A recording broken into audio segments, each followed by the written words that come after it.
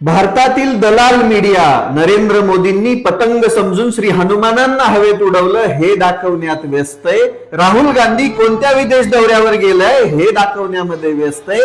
ममता बॅनर्जीने कुठे हंगामा केला ते दाखवण्यात व्यस्त आहे। असदुद्दीन ओवैसींची सभा कुठे झाली ते दाखवण्यात व्यस्त आहे। देवेंद्र फडणवीसने कुठे प्रचार सभा केली ते दाखवण्यात व्यस्त आहे।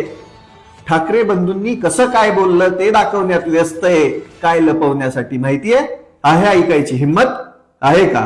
बघा मग। इलाज ना और किस काम की सरकार है? वो मोदी कहाँ फिर वो कहाँ? वो होते तो ना होते हैं, तुम बदलाओ ना होते हैं, ना कुछ ना दे रहे, कुछ ना दे रहे। वहाँ वो बोल रहे अभी नहीं होगा इलाज, वो नहीं होगा, वो नहीं होगा इलाज, मर जाएंगे जब वो इलाज इनका। 60 साल के लिए बहुत सुविधा दे रही सरकार।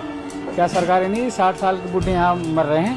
एक MRI ही आहे आपल्या भारताची अवस्था। आणि भारत देश या जगातील फास्टेस्ट ग्रोविंग इकॉनॉमी म्हणून आपण अभिमानाने मिरवतोय। आणि तुम्ही म्हणता ना का बोलायचंय? हा बदल घडवण्यासाठी बोलायचंय। या भिकारचोट राजकारण्यांना त्यांची लायकी आणि अवकात दाखवण्यासाठी बोलायचंय।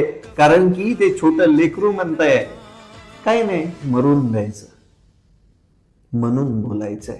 कारण दलाल मीडिया विकल्या गेलीये सरकारला हे सगळं लपवण्यासाठी।